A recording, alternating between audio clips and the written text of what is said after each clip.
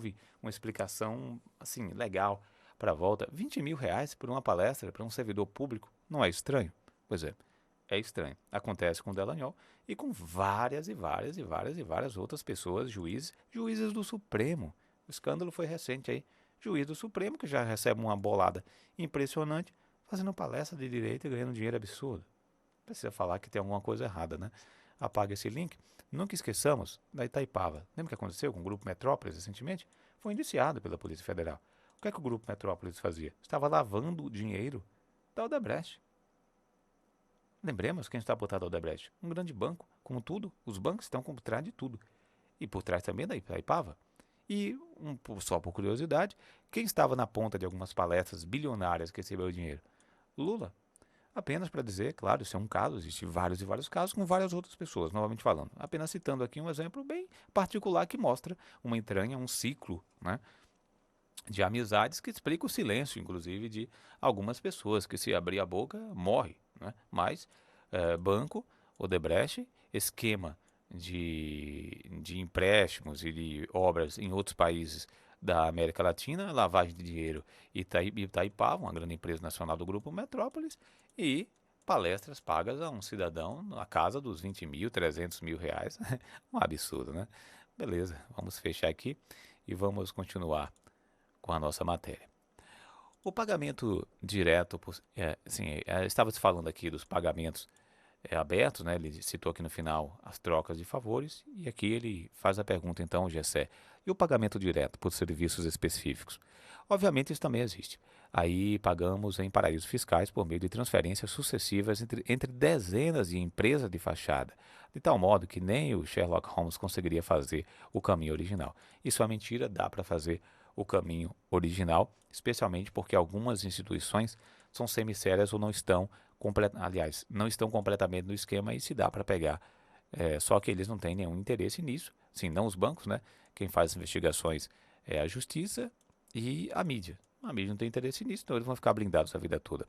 Hoje em dia, existem meios ainda mais eficazes de eliminar riscos, mas esse é o nosso pulo do gato. Eu não posso lhe contar, mas não fica rastro, posso assegurar. Legal? Esta, afinal, é a nossa mercadoria, a segurança no investimento. E sendo um banco, tudo fica mais fácil. Não é só no caso do nosso banco. Todos os bancos, inclusive os maiores, fazem a mesma coisa. A mina de ouro de qualquer banco comercial ou de investimentos é o Banco Central. Banco Central, para quem não sabe, o nome já diz, é o Banco Central, mas é um banco do país. Não é um banco privado, é um banco do Estado. Ali, no Ali só entra gente nossa. Legal? Lembremos aí, eu não fiz a pesquisa aqui, eu posso até fazer aqui rapidamente. Lembremos qual foi o último presidente do Bradesco indicado para Banco Central. Deixa eu ver se eu vou achar aqui. Conselho do Bradesco escolhe Octávio Lazer Júnior para substituir Trabuco como presidente. Não é isso. Enfim, o último presidente do Bradesco iria para o Banco Central. Enfim, é assim que acontece. Voltando para a matéria. Então lá só entra gente nossa, em todos os meios. Você consegue ver o que esse cara está falando. O Banco Central do país é controlado por instituições financeiras particulares, que na sua boa parte têm as suas sedes no exterior. E o país é gerido a partir do Banco Central, que decide tudo de importante na economia. Oh, meu Deus, taxa de juros, tudo. É lá que a zona cinzenta, que ele citou no início, né, entre legalidade e ilegalidade define a vida de todos. Maravilha? Isso não aparece em nenhum jornal. As pessoas não sabem nada disso. Olha o nível que é. Olha como a gente tem que dar um passo acima, mas muito acima das retóricazinhas, das charges de WhatsApp para entender como a coisa funciona. E lembrando que aqui não está falando nada, é algo altamente superficial e, como disse, deixando aqueles 15, 20% ainda por cima, né? Podemos fazer qualquer tipo de especulação com o câmbio. O câmbio, para quem não sabe, né, a diferença entre o valor do dinheiro local referente ao dólar e ainda com outras moedas aqui da região, mas também atrelada ao dólar e ainda atrelada ao euro e tudo mais, mas principalmente ao dólar, como nos swaps cambiais. Swaps cambiais é um esquema feito para dar uma segurança para empresas que vendem em dólar ou compram em dólar no Brasil. Usa-se uma empresa que compra em dólar e uma empresa que vende em dólar, acaba fazendo uma negociação entre si com a supervisão do Banco Central para que nenhuma delas tenha um prejuízo. E só que quem cobre esse prejuízo normalmente é o Banco Central, um banco privado, um banco público. E na maioria das vezes, nos swaps, acontecem fraudes que, lógico, vão beneficiar, são feitos para isso, né? Os bancos envolvidos no assunto. Então, por exemplo, ele botou: se der errado, o Banco Central cobre prejuízo. Não existe negócio melhor. Aqui eu lembro dos empréstimos consignados, é o negócio mais perfeito do mundo, criado aí pelos bancos, ainda no governo de Lula. Se der errado, o famoso erário paga a conta, ou seja, o meu e o teu dinheiro tirado dos nossos impostos, nós trabalhadores pequenos que trabalhamos, e dos pequenos e médios empresários que giram todo o restante dos impostos no país. É daqui que sai o dinheiro para o Banco Central cobrir os prejuízos, por exemplo, com os swaps cambiais. Quem controla toda a economia somos nós e a nosso favor. O Congresso nem apita sobre isso. Quando muito, eventualmente, decide sobre algo, apenas assina o que nós mandamos. Essa é a verdade que ninguém conhece, porque não sai em nenhuma TV. Sobre os parlamentares, só uma coisa boa. Pessoal, vocês acham mesmo que um tiririca chega lá e vai votar projeto? Isso é óbvio que não. Vocês acham que chega uma lei lá chamada Lei da Palmadinha, que não pode mais bater em criança? Você acha que num belo dia, achemos nós, que num belo dia, um deputado da cor diz: não, eu vou fazer uma lei aqui para que os pais não possam mais bater em criança. Não é uma forma de educar. É óbvio que não. Essa galera é assessorada, é paga para fazer isso e trabalha em cima de leis que são criadas por pessoas que trabalham com engenharia social e que também estão ligadas a esse esquema. Sobre a lei da Palmadinha deu exemplo, mas se pesquisar a gente chega diretamente onde foi criado, por que foi criado, para onde vai e tudo mais. Então, é assim que funciona o parlamento. Pago, comprado. Claro que tudo é justificado como mecanismo de combate à inflação e não para enriquecer os ricos. Para quem vê tudo funcionar a partir de dentro, como o meu caso, é até engraçado. De fato, é engraçado. É engraçado, né? Eu acho que é ele que fala aqui na reportagem, mas um país com inflação pequena, com deflação e o povo na situação que está. Por que isso acontece? Sigamos. Essa é a estrutura legalizada pela opacidade do Banco Central. Ou seja, né, o Banco Central é um pouco obscuro, né, esconde algumas coisas, é burocrático, então o GC fala, essa é a estrutura legalizada pela opacidade do Banco Central. E da dívida pública, esqueci de falar da dívida pública. Mas os negócios ilegais mesmo. A dívida pública, para quem não sabe também, é outra forma de simplesmente tirar dinheiro nosso e mandar para as instituições financeiras nacionais e internacionais. Tira dinheiro do nosso suor. O governo precisa de dinheiro para fazer investimentos. O governo não, para fazer esses investimentos, ele pede empréstimos e lança títulos. Puxa, é um pouco complexo para quem nunca ouviu, mas ele lança títulos e fica endividado. Esses títulos são comprados e, na verdade, o governo garante que vai pagar esses títulos, que na maioria, boa parte deles, é comprado exatamente por instituições financeiras. Depois o governo vai e paga esses títulos com juros absurdos, já que o Banco Central controla a taxa de juros, ora caramba! Então, o governo cria dívida pela sua incompetência e às vezes por necessidade. Nós trabalhamos, pagamos nossos impostos, o governo passa para os bancos com a taxa de juros absurda, já que eles compraram os títulos. Sim, pessoas normais também compram, boas delas ligadas também a essas instituições financeiras, sendo que a taxa de juros é criada pelo próprio governo. Putz, que Paris, né? E os bancos podem ganhar dinheiro tanto com taxas de juros altas, uma Selic alta, como com a Selic baixa, que é o que está acontecendo agora no Brasil. Voltando à pergunta do cidadão então, mas e os negócios ilegais mesmo? Bem, não existe negócio que não seja intermediado por um banco. Preste atenção nisso, pessoal. Não existe negócio que não seja intermediado por um banco. Seja legal ou ilegal.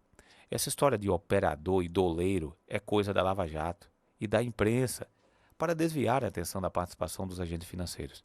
Os bancos são completamente blindados porque inventaram um meio infalível de obstruir o dinheiro, de distribuir o dinheiro para quem já não tem muito poder e dinheiro. Falam de todo mundo, menos de nós, que comandamos tudo. Em outras palavras, esse cidadão acabou de falar que a Lava Jato é uma fraude.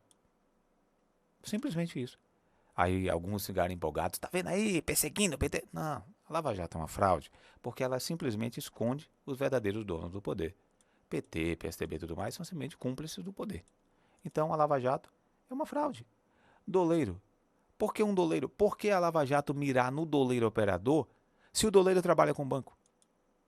Se toda a movimentação do doleiro está no banco, né? Aí você entende como o Eduardo Cunha está preso, por exemplo, com prisão preventiva, e outros não. Você entende isso perfeitamente. Você entende? Daqui a pouco eu chego lá em outro cidadão que também está envolvido nisso. Então, essa é a história. Os bancos são blindados o tempo todo por esse sistema. Para mim, aí é que está o poder real, o poder do dinheiro. Na verdade, são os bancos, os operadores e os doleiros. Todo o dinheiro sai dos bancos. Veja, seja dinheiro limpo, na realidade sempre dinheiro que foi tornado limpo, seja dinheiro sujo, a não ser que você fabrique dinheiro em casa. Todo o dinheiro passa por banco. Fechou? Beleza. Inclusive o dinheiro do tráfico de drogas. O Brasil é um dos países mais corruptos do mundo, um dos países dos políticos mais corruptos do mundo, um dos países de maior tráfico do mundo e muitas outras coisas, né? Tudo isso passa pelos bancos, né? Quando há muito tempo atrás eu falava com um colega meu, que eu expliquei para ele como o tráfico de droga foi enfinhado na América Latina, primeiro nos Estados Unidos, depois no Brasil, documentado em um livro chamado Red Cocaine, interessante, tirando suas particularidades propagandistas, mas o livro Red Cocaine explica claramente como a China, como a União Soviética empurrou a droga na América Latina. E o livro, e muitas vezes esse livro tem a intenção de colocar os governos na frente, mas esconde as instituições financeiras por trás disso tudo, que são eles que controlam tudo isso, inclusive o tráfico, que torna o dinheiro limpo ou dinheiro sujo. Aliás, parte do lucro dos bancos vem de lavar dinheiro e intermediar transações, mas o grosso da grana vem do Banco Central, das remunerações de sobras de caixa, que são ilegais, mas sobre as quais ninguém diz nada, das operações de swaps cambiais, como já dito, dos títulos da dívida, como já dito, enfim. O Banco Central é a nossa mãe. É tudo escancarado, mesmo com inflação zero e o país na ruína. Foi o que eu falei lá em cima, que estava aqui na matéria. Nosso lucro é legal, ou seja, legalizado, já que somos intocáveis e ninguém se mete conosco. Boa parte dos juízes e ministros de tribunais superiores, como todo mundo no meio sabe, advogam por interposta pessoa e nós somos os principais clientes de alguns e quem paga melhor. São os bancos que pagam as eleições do Congresso quase inteiro. Aí você pode legalizar qualquer coisa, qualquer papel sujo que a gente mande ao Congresso, os caras assinam. Nesse contexto, onde se pode tudo, as operações abertamente ilegais são uma parte menor dos lucros, mas obviamente existem. Se ninguém imprime notas de dinheiro no quintal, é óbvio que todo o dinheiro, inclusive o dinheiro sujo, vem dos bancos, que retiram parte do seu lucro real, intermediando essas relações e levando esse dinheiro. Os bancos controlam o que você vai fazer com o dinheiro e todo o dinheiro é rastreado. Eu vou terminar essa leitura aqui para usar um exemplo. Tá aqui o exemplo. Toda transferência bancária tem um chip. Isso aqui eu achei meio fantasioso, mas o chip que ele quer dizer aqui é a informação. E, se você quiser saber onde o dinheiro vem, dá para saber, inclusive nas transações internacionais. Se a transferência é em dólar, tudo passa por Nova York, a sede de um número. Não é verdade? O Banco Federal de Reserva dos Estados Unidos não está lá, não é ele que controla o dólar? Bem, mas ninguém quer saber. Essa é a verdade. Como os bancos mandam na imprensa, nos juízes, nos políticos, a intermediação de todo o dinheiro ilegal jamais é denunciada. E se for denunciar, você é que acaba preso. Isso eu garanto. Beleza? Você liga para o presidente de um banco, certo? Então, tá aqui as malhas de Gedel. Não sei se ele vai falar aqui sobre as malhas de Gedel, mas eu vou falar aqui logo. Gente, como é que aparece um dinheiro desse aqui? Não, acho que ele vai falar porque a foto está aqui, né? Vamos lá. Como funciona mandar dinheiro com propinas para o exterior? O que é que eu coloquei aqui na sequência? Malha de Gedel. Vou tirar aqui a malha de Gedel porque está ali. Certo, beleza. Como funciona mandar dinheiro de propinas para o exterior? Por exemplo, para comprar gente de Angola na campanha do petróleo, coisa que a gente ficou sabendo aí recentemente. Você liga para o presidente de um banco e ele cita o nome do banco e vê minha reação e o nome do presidente de um grande banco e pergunta qual a comissão dele para fazer a remessa. Tá ok? Ei, qual a comissão aí para passar a remessa? Aqui Sérgio pergunta. Assim, na cara de pau? Pergunto. E como você acha que funciona, né? Como funciona? Indaga Sérgio, rindo e se divertindo com a minha surpresa, né? Lembra daquelas malas do Gedel? Como você acha que aquele dinheiro chegou naquele apartamento? Dinheiro não dá em árvore. Quem tem a possibilidade de fazer dinheiro circular de um lugar para o outro são os bancos. Mais ninguém. Não há nenhum caso de corrupção em que o dinheiro não venha de um banco. Ou seja, os bancos são os intermediários sempre. A imprensa nunca toca nesse porque é um tabu. Afinal, a imprensa é nossa. Tá entendido? Como é que esse dinheiro chega aqui? Ninguém para pensar. O que foi que aconteceu com esse caso de Gedel? Esse caso de Gedel. O dinheiro apareceu, a Lava Jato contou, as investigações não seguiram e tudo ficou quieto. A imprensa calou a boca, todo mundo calou a boca e Gedel foi pra cadeia. Tá na cadeia, tá preso até hoje, vai continuar preso e não abre a boca em hipótese nenhuma. Por quê? Porque Gedel faz parte do sistema, ou faz parte do círculo, e ele não pode falar nada. Ele tem que ficar contente de estar vivo e vai continuar vivo, porque você precisa dar uma satisfação à sociedade. Você não pode quebrar o esquema. Tem que ser criada muita coisa até o dia que Gedel vai sair. Esse dinheiro estava em um banco, chegou aqui por um banco e voltou para o banco. Sinto muito, voltou para um banco, voltou para o federal depositou em uma conta. Está no banco, vai ser usado. Até porque dinheiro hoje em dia, na maioria, não está mais ligado ao padrão ouro, são números. Então o governo pode pegar esse dinheiro e simplesmente mudar os números e depois trazer de volta. Enfim, legal que a gente lembre desse assunto. Voltando aqui, ele falou: toda a imprensa é nossa. Toda a imprensa é nossa. Essa é a minha área e eu vou falar com vontade isso aqui. Como assim? Pausa.